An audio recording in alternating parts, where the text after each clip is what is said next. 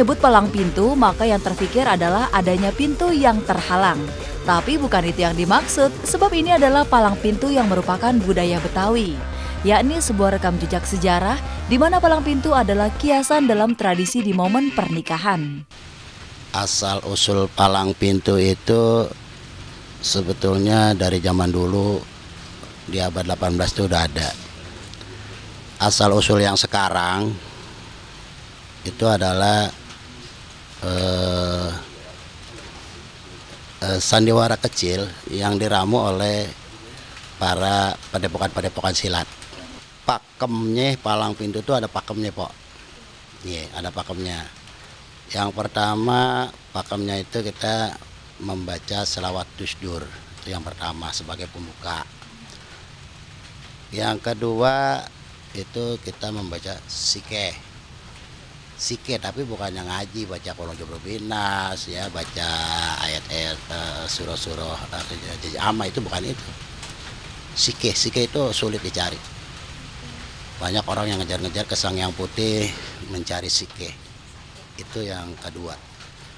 Kemudian yang ketiga, itu pakemnya dengan ketimpring, ya. Bukannya tanjidor iringannya, bukan marawis, ya, bukan hadro, bukan juga gambang keromong, bukan juga yang lainnya. Itu adalah yang benar, itu iringannya adalah ketimpring. Itu ada 4 rebananya, penabuhnya juga 4, bisa bertiga, bisa berempat, bisa berlima. Palang pintu itu yang pertama itu digunakan untuk acara kawinan, yang kedua sunatan, yang ketiga orang Betawi mah tuh demen banget tuh kalau ngisiin rumah pakai palang pintu gitu loh, ngerame namanya gitu, ngarak mantu, ya, nganterin mantu mau ngisiin rumah pakai palang pintu dulu gitu loh. Kemudian ada buat nyambut pejabat, ya, kemudian ada acara grand opening, misalnya mau ada acara pembukaan hotel atau apartemen atau tempat-tempat usaha lainnya, itu banyak sekali sebetulnya. Dalam tradisi palang pintu inilah terdengar pantun bersahutan. Maka rentetan kata bertaut rapi dengan rima nan indah, saat dimana calon mempelai pria yang diwakili keluarganya mulai melancarkan pantun kepada keluarga calon mempelai wanita. Dan pantun-pantun inilah yang memperindah khasanah sejarah palang pintu di tanah Betawi. Kalau pertama kali itu nih iring-iringan besan, bla bla bla bla bla bla bla bla, diiring dengan ketimpring, bla bla bla bla bla, kemudian kita stop. Ada apa nih gedebak-gedebuk? Kagak tahu apa di mari gue lagi punya acara.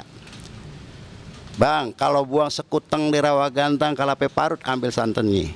Nih cangcingnya babe yang baru pada datang, kalau boleh aneh tahu apa maksud dan tujuannya. Itu pantun pembuka, Pok. Kemudian dijawab oleh tuan tamu. Ya. Kalau kalape parut ambil santannya, kepejaten tuh bocah boesan bawa selampe. Kalau abang tanya, ayah rame-rame datang kemari, apa maksud dan tujuannya? Nih ayah nganterin bapak besan sama ibu besan sama calon pengantin yang baru sampai. Nah, doanya begini nih, kalau kita nyuruh doa ada pantunnya nih, Pok, buat semua, buat teman-teman di mana aja berada, ya. Ya, kalau ikan cecere dari Cidodol, angkat beca dorong rodanya. Biar acara ini terkesan lebih abdol, tolong deh Bapak baca doanya. Nah, pantunnya kira-kira begitu tuh, Pok. Ke depan itu saya bukannya mau membuat, bukan. Cuma perlu perhatian aja sama pemerintah yang terkait. Baik itu di lingkungan sendiri, pada aparatur pemerintah, baik dari tingkat RT, RW, lurah, camat, sampai wali kota, gubernur, sampai presiden.